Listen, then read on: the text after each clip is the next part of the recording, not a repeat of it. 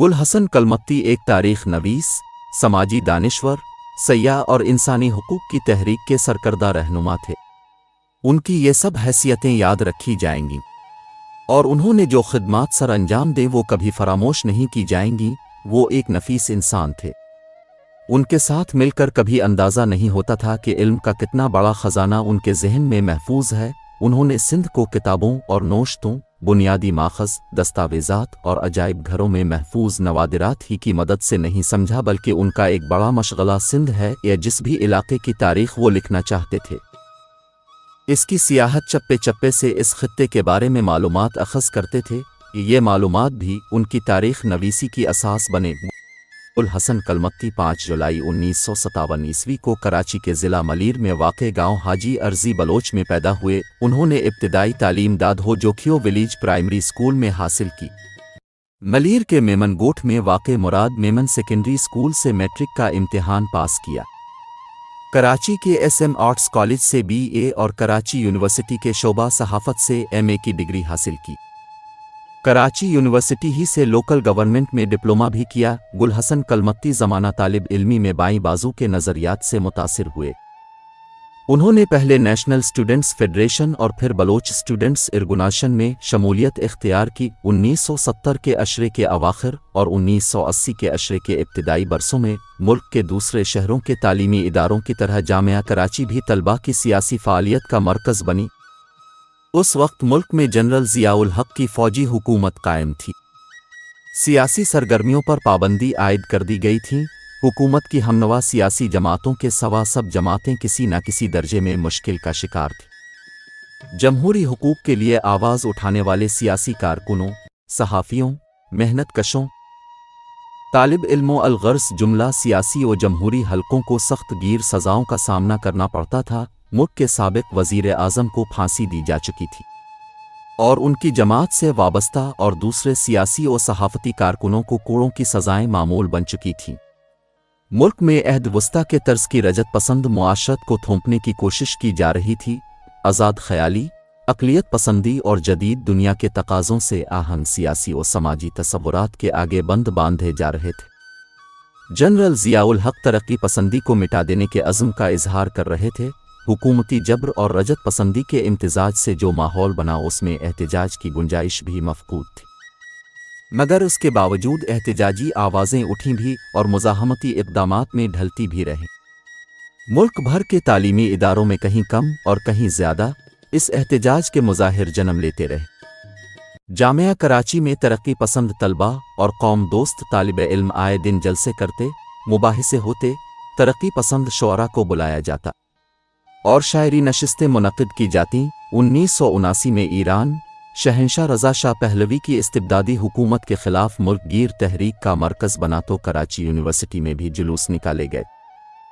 گل حسن کلمتی جب ایران کے جلاوطن طلباء فلسطین اور دیگر عرب ملکوں کے طالب علم پاکستانی طلباء کے ساتھ مل کر جلوس میں مرگ برشا کے نعرے لگاتے تو یونیورسٹی کی آرٹس لابی اور کوریڈورز انقلابی نعروں کی سے گونج اٹھتے۔ یہ وہ ماحول تھا جس میں گل حسن کلمتی اور ان جیسے 20 یوں نوجوانوں کا نظریاتی اور سیاسی مزاج بنا۔ گل حسن نے آئندہ برسوں میں اپنی زندگی کا بڑا حصہ نظریاتی پختگی حاصل کرنے اور ان نظریات کی روشنی میں عملی جدوجہد کے راستے تلاش کرنے میں گزارا۔ وہ معاشرے کے محروم طبقات اور پسماندہ قومیتوں کے حقوق کے پرجوش علمبردار تھے۔ خاص طور سے انہوں نے سندھ اور بلوچستان کے اصلی اور قدیم باشندوں کے حقوق، ان کی زمینوں کی واگزاری اور ان کی ثقافتی شناخت کی بحالی کو اپنی عملی جدوجہد کا بنیادی حصہ بنایا اور اس سلسلے میں اپنے ہم خیال لوگوں کے ساتھ مل کر ایسے اقدامات کیے جنہوں نے جلد ہی ایک تحریک کی شکل اختیار کر لی۔ ان کی اس تحریک کو معاشرے میں پذیرائی بھی حاصل ہوئی۔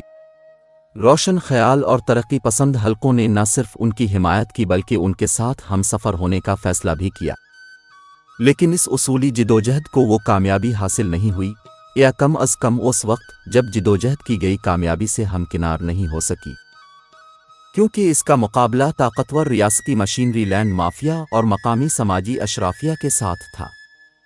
پریس کا بھی بڑا حصہ قبضہ گیر ریئل اسٹیٹ کا حلیف بن چکا تھا۔ گل حسن کلمتی بہرحال اس جدوجہد میں یوں سرخرو رہے کہ انہوں نے آخر وقت تک حقوق کی جنگ لڑی اور مزاحمت کے راستے سے پلٹ کر نہیں آئے۔ यहाँ की वादियाँ, दरिया, दरियाए सिंध के पाट, इसका डेल्टा, इस खित्ते के मौसम, रास्तों, फसलों, तारीख और सबसे बढ़कर यहाँ बसने वालों से एक ऐसा गहरा ज़हनी और जज्बाती ताल्लुक़ रहा जिसने खुद उनकी ज़िंदगी को तख्लीकी रोशनी से मुनव्वर किए रखा। ये रोशनी उनके इल्मी व तहक़ीक़ी काम की रहनुमाई और उसकी राकुशाई का ज़रिया साबित हुई। उन्होंने कराची की क़दीम तारीख़ को अपना मौजू बनाया। मलीर, गडाप, लियारी, लसबीला और मकरान के इलाक़ों पर ख़ास तौर पर तहक़ीक़ की। गुल हसन ने इन इलाक़ों के क़दीम मकामात के बारे में तफसील से लिखा। हमारे नज़दीक कलमत्ती साहिब का सबसे बड़ा काम सिंध की तारीख़ को मुख्तलिफ़ ज़ावियों से देखने और लिखने का था। उन्होंने कोई 10 से ज़्यादा किताबें लिखीं।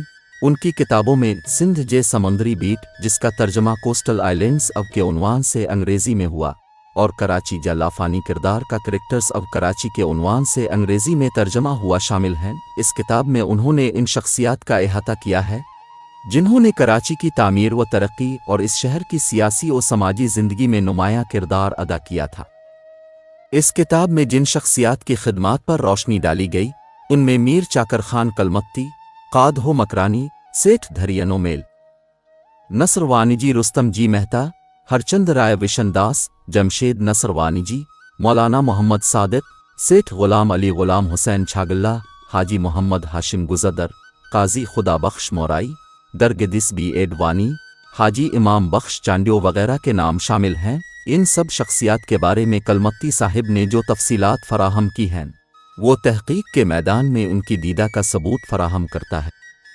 कराची ही के बारे में उनकी एक किताब शहर की रिहायशी स्कीमों के बारे में है, सिंधी ज़बान में लिखी गई। ये मुख्तसर किताब किताबचा उर्दू में रिहायशी स्कीमें और सवालिया निशान बने हुए धरती के वारिस के उन्वान से भी छपा। गुल हसन कलमत्ती ने तारीख़ नवीसी बड़े तख्लीकी अंदाज में की। उनकी किताब सस्सी जी वॉट यानी सस्सी का रास्ता बड़ी अजीब व गरीब तारीख़ है। उन्होंने डॉक्टर रुखमान गुलपालारी के साथ मिलकर बम्बूर से कैच मकरान तक उन सख्त रास्तों पर सफ़र किया जो सस्सी ने अपने आशिक की तलाश में इख्तियार किए थे। सस्सी की अफसानवी कहानी इश्क की एक लाफानी कहानी है जिसकी कई परतें गुफ्तगू का मौजू बनाई जा सकती हैं। ये सब परतें इस वक्त हमारा मौजू नहीं है।